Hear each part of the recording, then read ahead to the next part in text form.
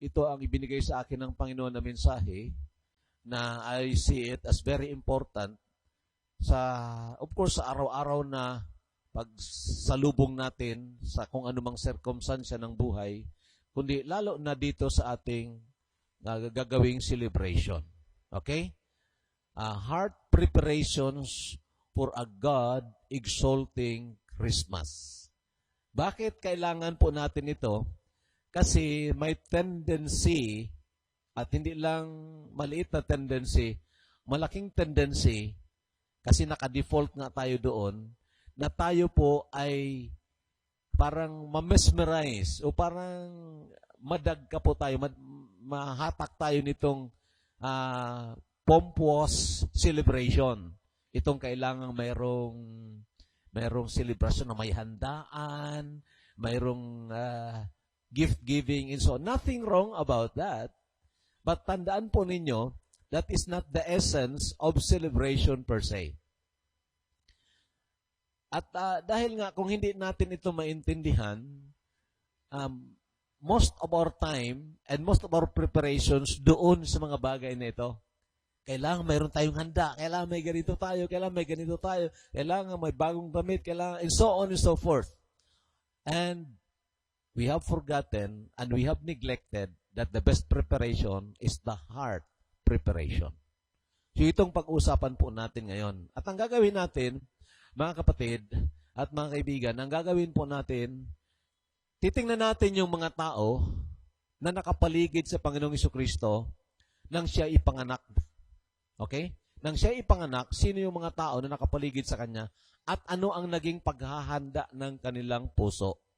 At doon, makakuha tayo ng mga lessons na magiging blessing sa atin kung paano tayo makapaghanda din ng ating mga puso.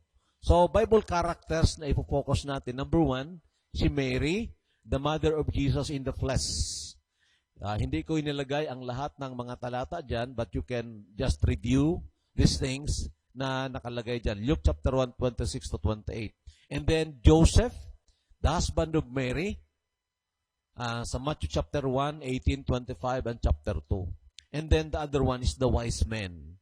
Ito ang mga tao na makikita natin sa Bible na kung sa eksena pa, nandoon mismo sa eksena.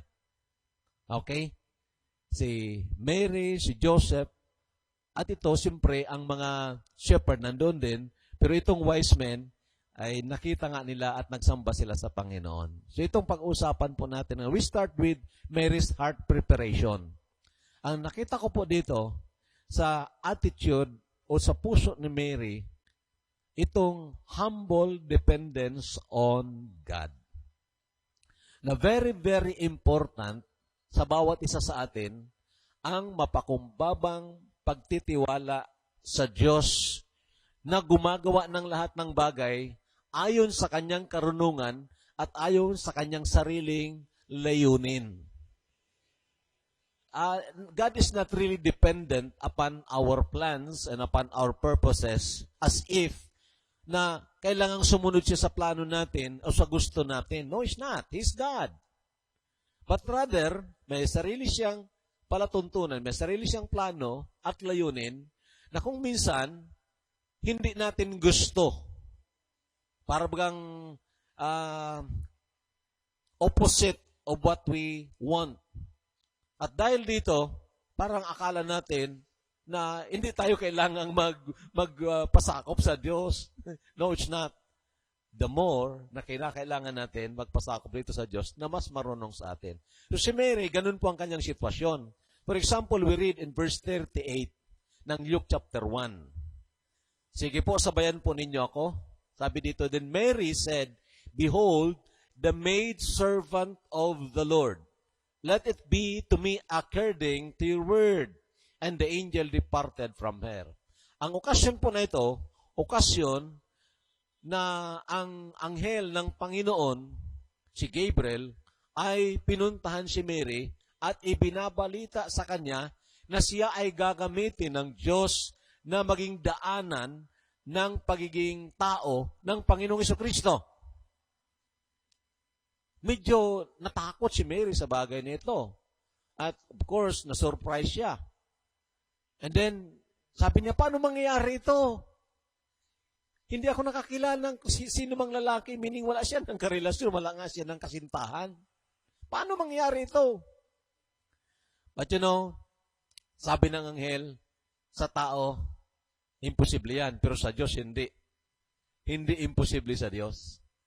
With man, it's impossible, but not with God. For with God, all things are possible. At nang marinig ito ni Mary, pati na ang detalye na ang banal na Espiritu ay, bali, posposin siya at magkakaroon siya ng anak na hindi gagamit ng lalaki. So, ito ang sagot niya, behold, the maid servant of the Lord. At alam po yung ibig sabihin ng maid servant? Parang redundant kung sa ating English, maid na, servant pa. Parang redundant.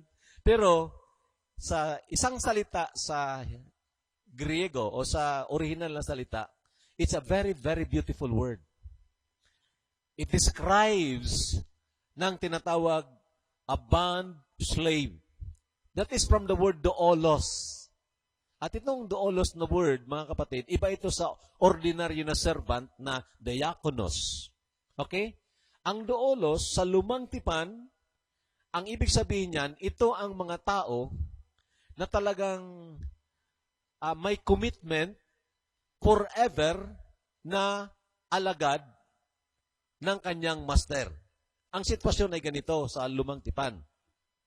Sabi ng Diyos, kung ikaw ay mayroong alipin, kasi noon ang mga alipin ibinebenta, lalo na sa panahon ng pagkatapos ng gera, one of the spoils na ginagather na yung mga taong buhay pa, at ibinebenta doon sa slave market. At pag ikaw ay nakabili, ang sabi ng batas, dapat 6 years lang na alipin mo siya. 6 years lang. On the 7th year, dapat i-release mo na siya. Ngayon, itong servant na on the 7th year, pwede na siyang i-release, hindi na siya servant, ayaw niyang umalis sa bahay ng kanyang amo. Siguro kung nakita niya na mas maganda ako dito kaysa maging libre ako, free person. So masusumpa siya at sasabihin niya, ayaw ko pong umalis po dito sa iyo, sir. Gusto ko pong magpaalipin sa iyo forever o habang buhay po ako. So magkakaroon ng seremonya at ang gagawin, bubutasan yung tainga ng servant na yon. Yung pagbutas sa tainga ay simbolo na siya, he is forever a servant. At itong ginamit na word dito ni Mary, na-understand niya na talagang isang pribilehiyo, isang kagalakan na maging alipin ng Panginoon, maging instrumento ng Panginoon forever. Kaya sabi niya, okay, hindi ko maunawaan ng lahat, hindi ko maintindihan kung paano yon, pero alam ko na ikaw nga ang Panginoon, so here am I, a maid servant of the Lord. Mga kapatid, ito po ang isa sa pinakamahalaga na dapat naintindihan natin, na kung tayo ay tunay na nampalataya sa Panginoon, hindi lang po siya tagapagligtas, siya po ay Panginoon, hari ng ating buhay, na kung saan tayo ay kailangang magpasakop forever. Now, may isang exhortation sa Revelation chapter 2, verse 10, na kung saan ang the Church of Smyrna ay sinasabihan ng Diyos sa pamamagitan ng Apostol Juan, na sabi niya, daranas kayo ng persecution. Several days from today, daranas kayo. Sabi niya. Pero, huwag kayong matakot. Be faithful unto death. And yun mga kapatid, ito ang servant ng Panginoon na kahit na hanggang kamatayan, we ought to be faithful serving Him. And then tingnan niyo ang word, according to your word. Meaning, sabi niya, okay, hindi ang aking kagustuhan, hindi ang aking plano, kundi kung anong plano mo. That's why kung minsan, may mga, may mga dalaga, may mga binata na nagsasabi sa akin, Pastor, wala akong plano mag-asawa. I do not really mind that. Hindi ako interesado dun sa plano niya. Kasi, maaring, yun lang ang gusto mo. Pero ang gusto ng Diyos, iba naman. Di ba? So si Mary, wala nang, ay, hindi ako mag-asawa. Hindi ako mag-asawa. I will remain a virgin and I will remain single. Pero sabi ni Mary, let it be according to your word. Hindi ba tama yung ang taong nagpapasakop at nagdedepende sa Panginoon? Kung ano ang gusto ng Panginoon, yun na rin ang gusto natin. Tama? Ito po ang isang ugali na huwag nating kalilimutan as we celebrate Christmas. Okay? Tingnan niyo mga verses pa. And Mary said, my soul magnifies the Lord. So itong epekto, umawit siya dito. My soul magnifies the Lord. And my spirit has rejoiced in God, my Savior. Tingnan po ninyo, may tagapagligtas din si Mary. Kasi katulad ko, katulad mo, makasalanan din siya. At ang kanyang tagapagligtas, walang iba, ang Panginoong Jesucristo. Alam niya ang kanyang sarili, na hindi siya pwede i-exalt, but only the Lord Jesus Christ be exalted. Sabi na, my soul does magnify the Lord. At pakinggan po nyo ng maigi yan, mga kapatid. Kasi iba ang Mary na ipinapakilala sa atin ng sanlibutan ngayon. Ha? Iba. Ang pinapakilala na Mary, yung kahit na doon sa pananalangin, maraming beses na nabanggit, isang beses lang na nabanggit ang Panginoon. Di ba? Oh, Hail Mary, full of grace. Tapos, Santa Maria, Mother of Diyos, ruega por nosotros. Pagkatapos, isa lang nabanggit ang pangalan ng Panginoon doon sa Bicol. O Jesus ko, patawada kami kansa mo may makasalan, ligtasan kami sa kalayo ng impyerno. That's only once, pero rosary yun, and 15 times na binabanggit sa isang tinatawag mystery. The first mystery, the second mystery, and so on and so forth. So, mga kapatid, iba. Si Mary, naunawaan niya, he is but a maid servant. Ang dapat na mamagnify, ang dapat na purihin, walang iba ang Panginoong Jesucristo. Oh, kung nandito lang si Mary, ang tunay na Mary ng Biblia. At pagsabihan itong mga tao na gusto siyang itanghal, gusto siyang ibida. Yun ang binida nila doon sa EDSA. Sabi nila, Diyos ang sumagot sa panalangin, pakatapos ang nilagay doon na estatwa na ni Mary, kuno. Na hindi naman yun si Mary. So, the point is, marunong si Mary ng kanyang kalagayan. She is but a servant, a maid servant, and then, only God should be magnified in whatever accomplishments or achievements that she will be doing. Di ba? And then sabi na dito, my spirit. So it's not only the soul, kundi ang kanyang espiritu has rejoiced in God, my Savior. Maliwanag po yan, mga kapatid. So ang kanyang puso ay puso ng pagpapakumbaba, pananalig sa Panginoon, at pagbibigay luwalhati sa Panginoon. For He has regarded the lowly state of His maid servant. Again, repeat yon, lowly state. For behold, henceforth, all generations will call me blessed. At alam niyong ibig sabihin ng blessed? Hindi lang na pinagpala, kundi happy. Okay? Puspos ng kagalakan. And that's the Mary of the Bible. Then 49 and 50, for He who is mighty has done great things for me, and holy is His name, and His mercy is on those who fear Him from generation to generation. Huwag niyong kalilimutan yan kasi that's a principle na mamaya babasahin ko sa iyong clincher dito. He has shown strength with His arm. He has scattered the proud in the imagination of their hearts. He has put down the mighty from their thrones and exalted the lowly. Nakita niyo ang contrast? Yung mga nagpapakumbaba, itinataas ng Panginoon. Yung mga nagpapakumbaba dahil mahina, binibigyan ng Panginoon ng kalakasan. Subalit yung mga mahambog, sa Bicol pa natin, pinupulpog. Yun ang ibinabagsak ng Panginoon. So, ito po, prinsipyo na in accordance to the attribute of God in the giving of His strength, His power, and His wisdom. Okay? Luke 1:53, He has filled the hungry with good things. And the rich He has sent away empty. O, mayaman ka na, parang umuwi ka. Wala akong ibibigay sa'yo. Pero yung hungry, He will fill with good things. Again, makikita natin dito ang contrast. Ang mga nagpapakumbaba, binibigyan ng Diyos ng biyaya at ng mabubuting mga bagay. Ang nagpapahambog, wala silang aasahan sa Diyos. Okay? So, the principle now is only humble people can understand God's revelation of Himself and of His purpose. Is this important? Gusto ba nating malaman kung anong kagustuhan ng Panginoon? Kung anong kalooban ng Panginoon sa ating buhay? Sa puturo ng iyong anak, sa puturo ng iyong mga apo, gusto mo malaman yon? But I mean, not really the details of that, but gusto malaman ang kalooban ng Panginoon, matuto tayong magpasakop sa Kanya. At pag natuto tayong magpasakop sa Kanya, then He will reveal Himself and His purpose to us. Ito pong mga verses, isang verse lang. Sige po, sabayan po ninyo ako. Ready? Start. At that time, Jesus answered and said, I thank you, Father, Lord of heaven and earth, that you have hidden these things from the wise and prudent and have revealed them to babes.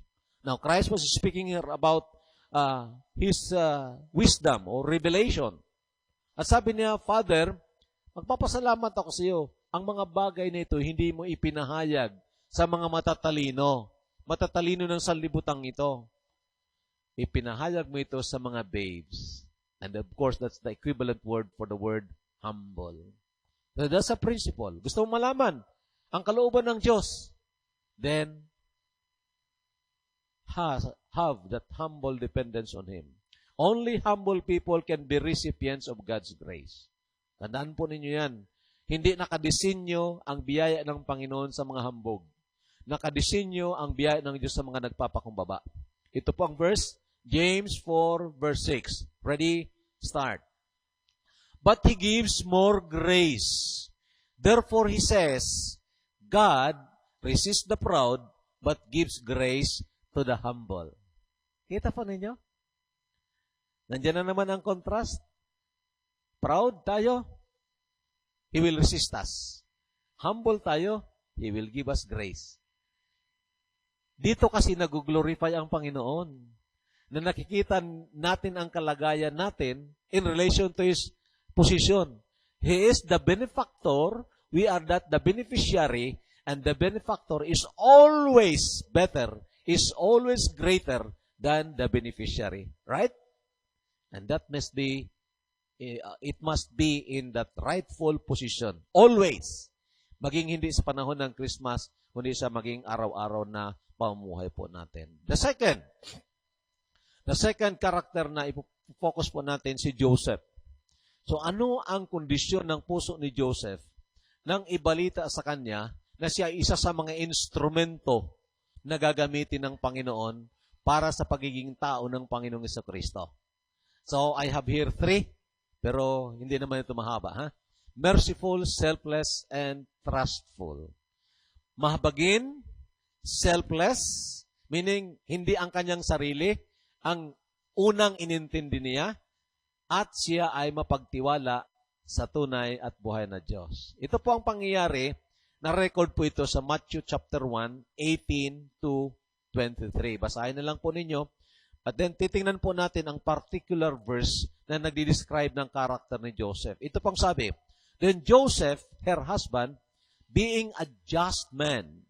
Ang ibig sabihin, matuwid ito sa harapan ng Diyos at matuwid din sa kanyang kapwa. Not willing to make her a public example, was minded to put her away secretly. Ano ang pangyayari nito? Si Joseph, naging kasintahan at for marriage ni Mary. Spouse to be married to Mary. So, ito ang kondisyon niya. Hindi pa sila nagsasama. I think it's here, Matthew verse 18, sabi dito, Now the birth of Jesus Christ was as follows. After his mother Mary was betrothed to Joseph. That's the word betrothed is parang engaged to be married. Before they came together, she was found with child or of the Holy Ghost. She was found with child of the Holy Spirit. So makita niyo mga kapatid, kung ikaw ang lalaki at hindi pa naman kayo kasal at hindi pa kayo nagsasama, malaman mo na nagbubuntis na yung misis, ano ang pakiramdam mo? Di ba? Kasi nalaman ito ni Joseph eh. Oh, she was found with child of the Holy Spirit. So, ang kanyang plano, iwanan na lang si Mary. Not willing to make her a public example doon sa binasa natin. Anong ibig sabihin yan? We ought to know that para ma-interpret natin ng mabuti. Not willing to make her a public example. Ang ibig sabihin nito, ayaw ni Joseph na mapublikar pa ito na hatulan si Mary na mapahiya at hanggang to the point na patayin. So meaning, parang mag-exit na lang siya. Mag-exit na lang siya. Not willing to make her a public example. So, alam kasi niya ito, I believe, itong mga talata na ito. Sabayan po ninyo kung basahin natin. The man who commits adultery with another man's wife, he who commits adultery with his neighbor's wife, the adulterer and the adulteress shall surely be put to death. So, lalaki na mayroong asawa, nangalo niya sa may asawa rin, sila ay papatayin. Pariha sila. Pariha sila. Another one is Deuteronomy 22. If a young woman who is a virgin is betrothed to a husband, that's the case of Mary, and a man finds her in the city and lies with her, then you shall bring them both out to the gate of that city, and you shall stone them to death with stones. Lalaki at isang babae, dalaga, tapos nagkaroon sila ng sexual relation doon sa syudad, then dadalhin yon, kakasuhan yon, at pag napatunayan, babatuhin sila. Pariya sila hanggang mamatay. Now, ang babae, dahil kinonsintihan na hindi siya sumigaw, nasa city siya, hindi siya sumigaw. Meaning, it was not rape at all. Something like that. So ngayon, ang lalaki, because he humbled his neighbor's wife. Betrothed na ito eh. Betrothed, ikakasal. So ngayon, maliwanag ito na alam ito ni Joseph na itong mangyayari sa kanyang minamahal na si Mary. And you know, papansinin ninyo ang ugali ng taong ganyan, makita niyo ang ugali na merciful or mercy. Bakit? Hindi ba, halimbawa, ikaw, nakahanda na magpakasal sa isang babae, mayroon ng mga preparations, at talagang, siguro ko na-announce na rin na ikaw nga ang magiging, o ikakasal ka, and yet, suddenly, nalaman mo na buntis na yung babae na ipapakasal sa iyo. Ano ang reaction mo? A reaction of rage? Di ba? Trinidor ako! Niloko ako! Sabi pa ng iba, nilagyan ng ipot ang aking ulo. Oo. Niloko ako. And so, most likely, ang reaction niya ay gaganti siya. Ipapakita ko sa kanya na hindi niya ako pwedeng lokohin. But you know, Joseph is a merciful man. At alam niya na ito ay nasa kalooban ng Panginoon dahil maya-maya sinabihan siya ng angel, sabi ng angel, ang ipinaglilihi ng magiging asawa mo ay mula sa Espiritu. And then, Joseph trusted, of course, the message of the angel, trusting the Lord. And then, yun nga, pinakasalan niya si Mary, at yun, nagkaroon sila ng anak, o nagkaroon si Mary ng anak, And that was the Lord Jesus Christ born of a virgin. At ang sumunod na mga anak nila ay anak na talaga nila ni Joseph. So may mga anak pa po si Mary, the Mary of the Bible. Okay? So nakita natin, very obedient itong si Joseph doon sa naintindihan niya o doon sa sinabi ng angel sa kanya. Likewise, dito sa Matthew chapter 2, verse 13. Hindi po ito maging mahaba. Basahin lang po natin ito. Sige po, verse 13. Now when they had departed, behold, an angel of the Lord appeared to Joseph in a dream, saying, Arise, take the young child and his mother, flee to Egypt, and stay there until I bring you word, for Herod will seek the young child to destroy him. Itong okasyon na kung saan nanganganib ang buhay nila. Si Mary, si Jesus, being a child, and then si Joseph. Alam na alam ni Joseph na itong babae o anak, itong si Jesus, hindi ito ordinaryong tao. This is the God-man. Alam niya. Subalit, tingnan po ninyo, nang sabihin sa kanya ng angel, umalis kayo dito dahil hinahanap kayo ni Herodes, tumakas kayo pumunta ng Egypt, at bumalik lang kayo, sabi sa masunod na verse, when he arose, he took the young child and his mother by night and departed to Egypt. Now, kung ako si Joseph, kung ikaw si Joseph, na alam mo itong anak ng iyong asawa, si Mary, ay anak ng Diyos, makapangyarihan. Hindi kaya darating sa isip mo, bakit kailangan ko pang tumakas? Bakit hindi na lang depensahan ng Diyos itong anak? The Son of God. Bakit hindi na lang depensahan? Di ba?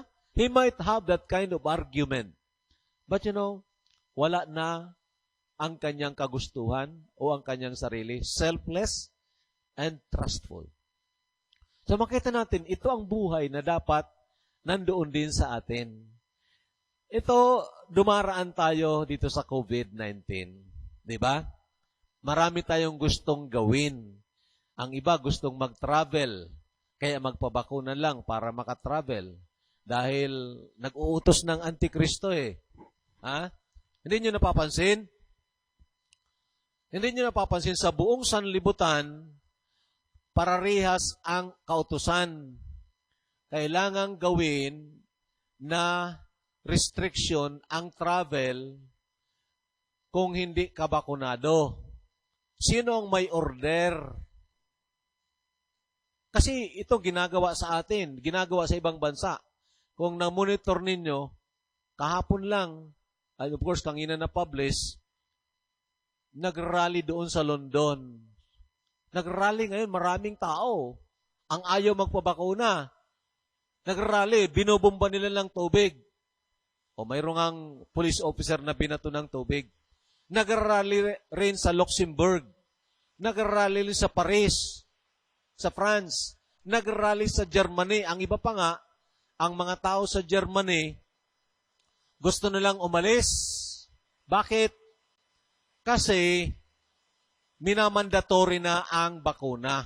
Hindi ka makapasok, makabili sa mga restaurant kung hindi ka bakunado.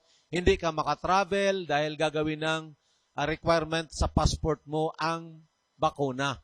Now, titingnan nyo ang overview. Ha? Sabi ko sa inyo, hindi sa akin issue ang bakuna per se.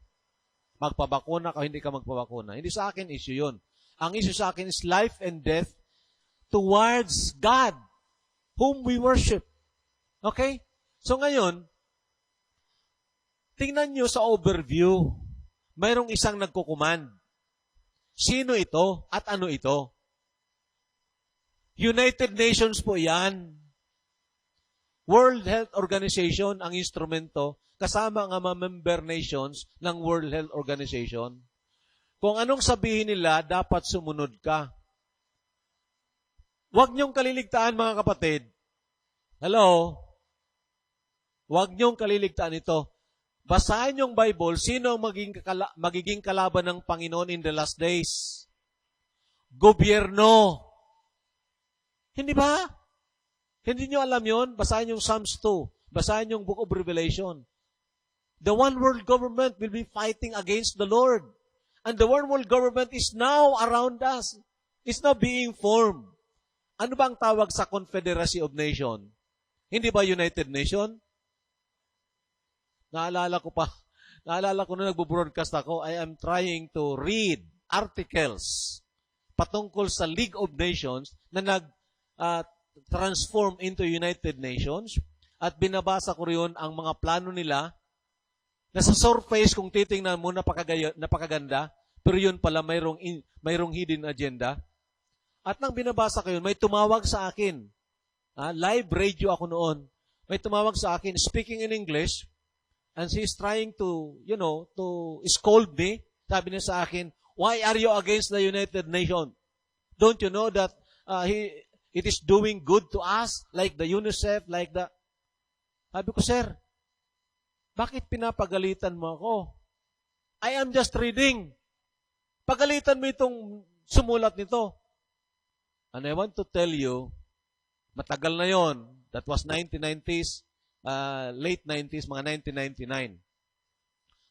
Or earlier ng 2000. Kasi binabanggit ko na, binibiradaan ko na itong tungkol sa bakuna. May tumawag sa akin, hindi nagpakilala. Tapos in-off the air ko na lang. So anong ibig kong sabihin dito mga kapatid? Si Joseph, nagpasakop siya sa Panginoon. Hindi siguro sa gobyerno, necessarily. Alam ba ninyo yung mga wise men? Sinabihan ni Herod, pag nakuha nyo, balik kayo ha? Ang tanong, nagbalik ba sila doon? Kung nagbalik sila, anong gagawin sa kanila? Patay. Di ba? Kung si Joseph, nagpasakop din, nasabi, kailang bumalik tayo doon kay Herodes, anong gawin sa kanila? Patay. And let us not forget, Shipra and Puah of Exodus chapter 1, na hindi nagpasakop kay Paraon dahil mas natakot sila sa Diyos kaysa kay Paraon. And let us not forget what Meshach, Shadrach, Abednego did. Yun ang tinatawag submission to God rather than men. Mga kapatid, sabihin ko po sa inyo, we are in the last days. We have to know where to stand. Dito o dito? We have to know where to depend. Some trusted in horses. Some trusted in chariots. Ano yung horses? Protection yon. Pagdepensa yun sa'yo. Ang chariots, military power yon. Some trusted in horses. Some trusted in chariots. But we will trust in the name of the Lord. Mga kapatid, yan po ang tama. Yan po ang tama. Others trusted in vaccine. Istoryahan ko muna kayo. Nag-attend ako ng forum. Isang friend ko, wag ko nang banggitin. Nag-attend ako ng forum. Health forum. Mga doctors ang mga speakers. And then, paulit-ulit na binabanggit nila, if you are not vaccinated, you are not protected. Better to have protection than no protection at all. Nagtanong ako, hindi ako sinagot directly. Nagtanong ako tungkol kay Bill Gates. Sabi nila ay out of context lang daw ako. So medyo na-provoke ang holy anger natin. And I asked orally sa kanila. Sabi ko, with all courtesy and modesty, with all humility, I want to tell you na mali yung sinasabi ninyo, if we are not vaccinated, we are not protected. Sabi ko, doktor po kayo, alam niyo that the first line of protection or first line of defense natin is our immune system, not the vaccine. You may understand me siguro or not understand me, but I am for the Word of God. Okay? So may mga nagtatanong, kaya binabanggit ko ito sa inyo. Natatakot. But remember, kung ano man ang patakot po nila, let us not forget to trust the Lord. We might flee in accordance to the Word of God. Katulad ni Joseph. He went into Egypt, but then, according to His Word. Okay? So, dito tayo magtatapos, the wise man's heart preparation. The wise man. Madali lang po ito. Grateful and worshipful spirit. Grateful and worshipful. Ito, Matthew 2:11. Sige, sabay po tayo. And when they had come into the house, they saw the young child with Mary his mother, and fell down and worshipped him. And when they had opened their treasures, they presented gifts to him, gold, frankincense, and myrrh. Okay? They fell down and worshipped him. Nabanggit ko na ito last Sunday, hindi si Mary ang sinamba niya. Diyan, maliwanag yan. At hindi si Joseph. Wala dyan si Joseph. Oh. So, si Jesus ang sinamba nila. And then, they presented gifts to him. Now, agad-agad para maintindihan, what does it mean to be grateful? Kasi nagbigay sila. They presented gifts to Jesus. Okay? What does it mean to be grateful? Is it to give God because He has given us? Hello? Naku, binigyan ako ng Panginoon, kaya bigyan ko rin siya. Okay? He scratched my back, so I will scratch His back also. Ganun ba yon? Mayroon ba tayong pwedeng ibigay sa Panginoon para makumpleto ang kagalakan ng Panginoon? Mayroon ba siyang pangangailangan na tayo makapuno? Oh, let us not forget that He is God. So, it is not giving to God because He has given us. It's not. Being grateful, it is the natural, spontaneous response. Meaning, natural lang yon, natural na response yon. Sometimes, na-express mo yan sa kamay mo, but it must come from the heart. From a grateful heart. Hindi ako karapat. Dapat na binigyan ako ng Diyos. Okay? Hindi ako karapat. Dapat na pagpalain, pinagpala ako ng Panginoon. Nilibre ako ng Panginoon sa sakit, sa COVID. Now, kung sino man nagpabakuna sa inyo, hindi po ako against sa inyo. Sana naging maliwanag yan sa inyo. Pero kung pipiliin nyo ang magpabakuna kayo, huwag kayong magpabakuna ng mRNA. Ha?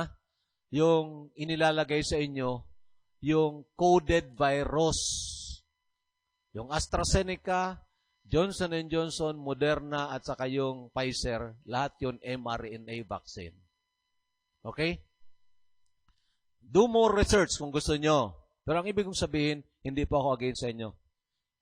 As your pastor, I'm just telling you what is good for you according to the Word of God.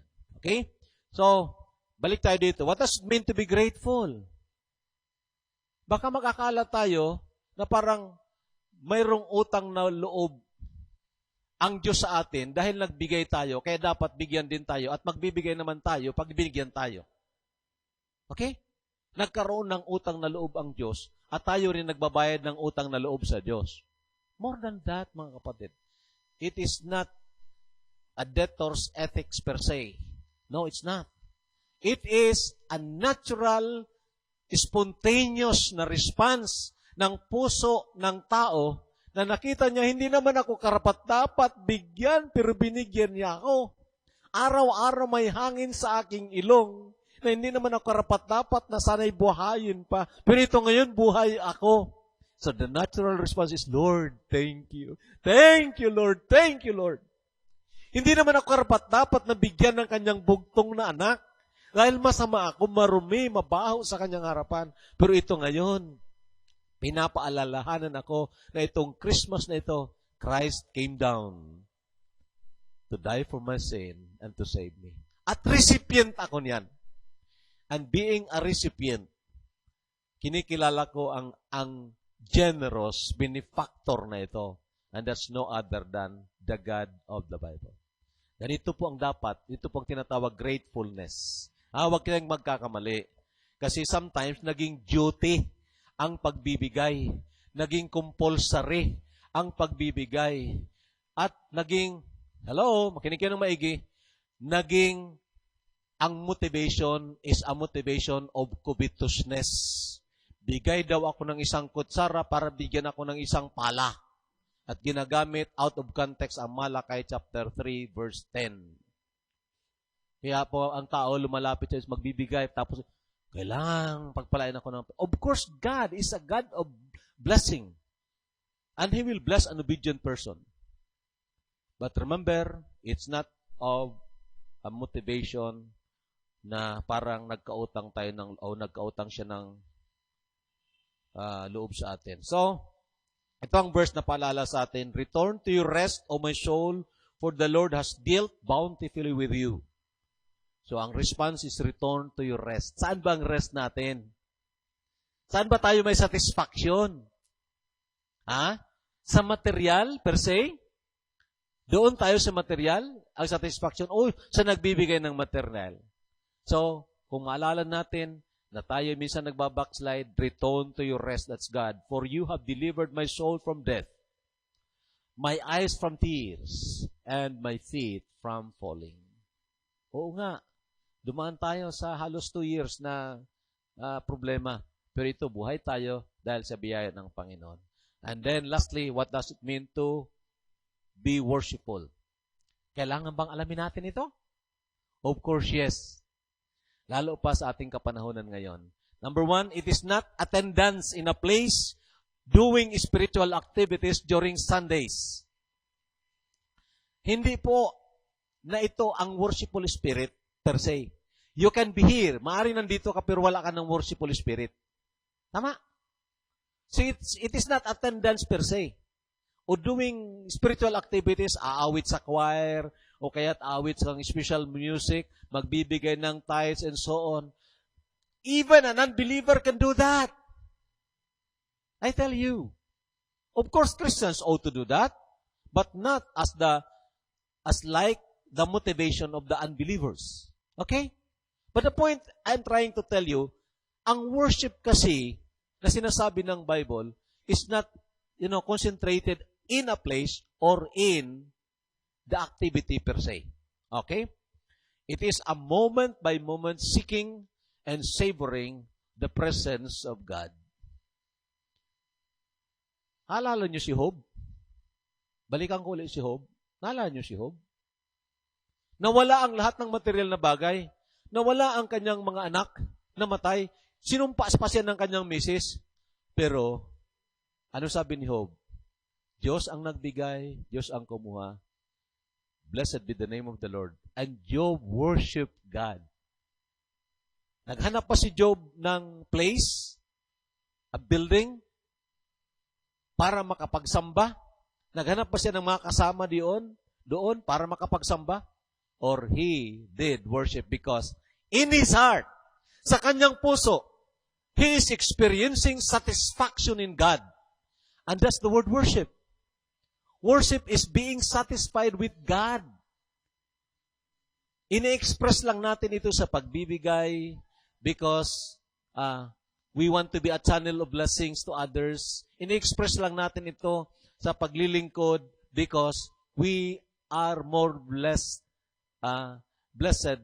when we are givers or servers, not just receivers. And we ought to understand this. Ito po ang mga bagay na dapat nahanda ang mga puso natin in order to celebrate Christmas wherein God will be exalted. Anumang bagay na wala ito, absent itong character ito, ugali na ito, humble spirit or humble dependence, worshipful spirit, generous spirit, grateful spirit, trustful spirit, then anumang celebration, wala yan sa Panginoon. So, tandaan po niyo, we can celebrate, we might not celebrate at all, but there must be that heart preparation. Heart preparation that will exalt the Lord and everything that we do. Tulungan po tayo ng Panginoon. Hindi ko nababasahin ang ibang mga talata, yung John chapter 4, ito, John chapter 4, verse 21, and then verse 23 and 24. Okay?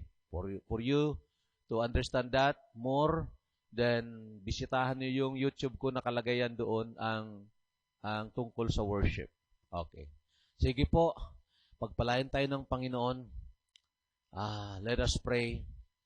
Father in heaven, thank you for your word. Thank you na mapaalalahanan mo kami ng mga bagay na ito. You are more concerned about our being than our doing per se. Tulungan mo po kami, Panginoon, na patuloy na magtiwala sa iyo whatever circumstance that will be happening in us or around us. Maraming salamat po. In Jesus' name, Amen.